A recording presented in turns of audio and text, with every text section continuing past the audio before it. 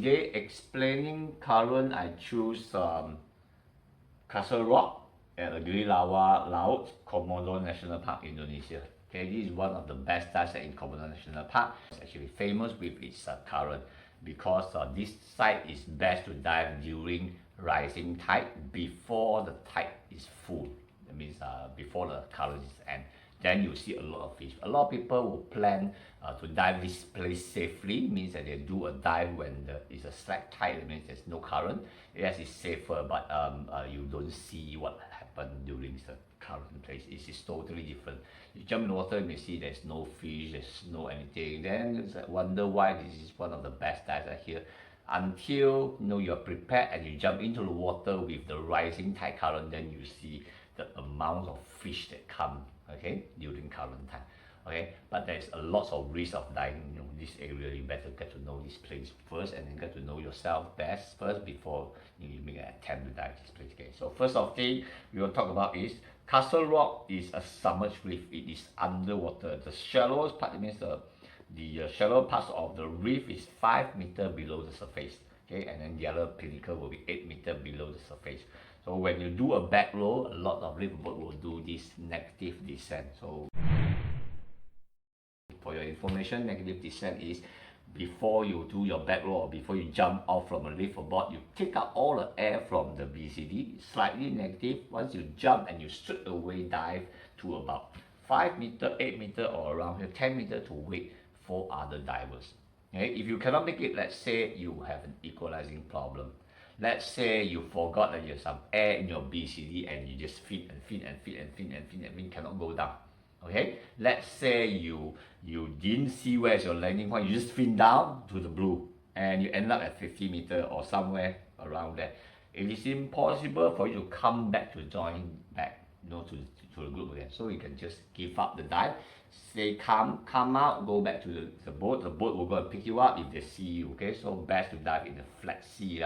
So they can see you, they pick you up, you get panic, and then go back to the board and you can basically end the dive.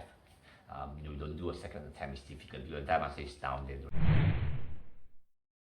Let's say your negative descent is successful. Okay, everybody is there. It is a rising tide. The tide is going onto the island and then split to both sides.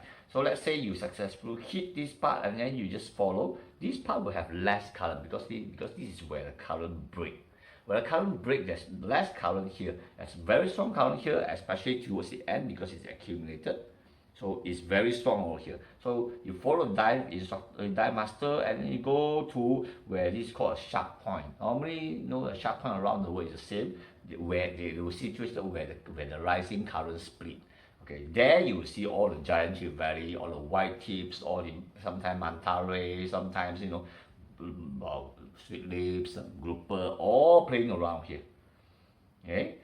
And then after that, you can drift at the side, this side or this side, and go to the back of the dive site. So the back of the dive site will have no current because it is blocked by the dive site itself. Okay. Risk that you want to know, you want to be aware of, okay, is the side of the dive site. When there's no current, you don't feel anything. When there is a current, it actually will go faster and faster and faster. Because why? Because the dive site is blocking the oncoming current and it accumulates along the way. Towards the end, it will form a turbulence. This turbulence actually will become very fast and then the rest of the water will pull on that side. So that forms a down current. So be very careful. Once you caught into this down current, it's very hard to fight on the back. So make sure you have place for you to hold, okay? Hold yourself to come back, okay? Or you know how to go behind the dive site. Don't go shallow because shallow will be, there's nothing to block, see? So go deep and then go behind. Then from there you come up.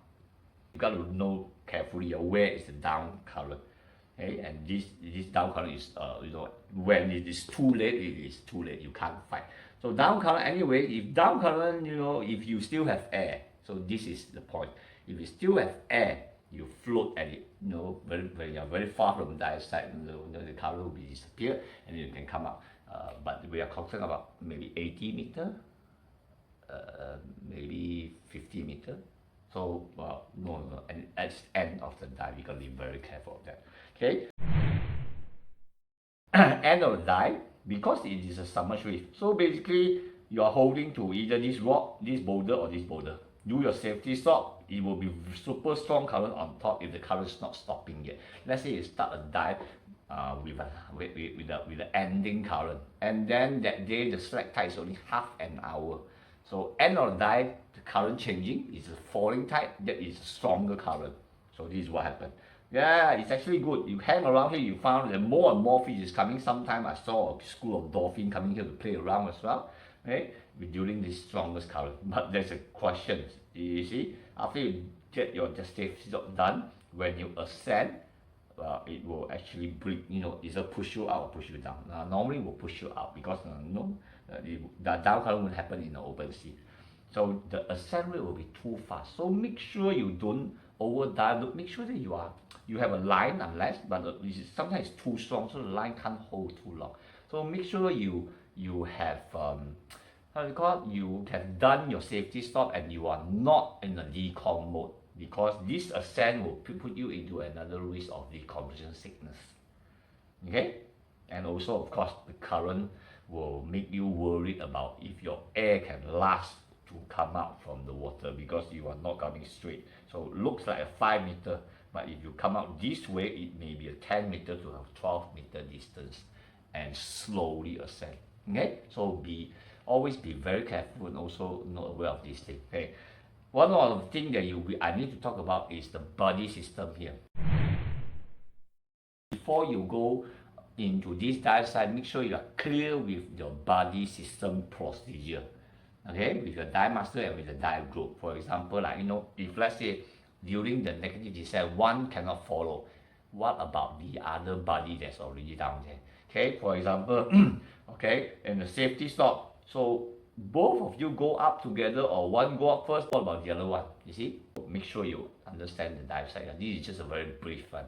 So when you're live aboard or you are on the trip, before that, this dive site, you better put a lot of attention and then ask for a lot of details before you dive, and follow the dive guide. The dive guide will know. I tell you, they dive there every day and they know, but they may not be able to help you, like pulling you to swim with the current. They may not be able. They can only tell you, and if you can follow them exactly. Okay, so take care. Good.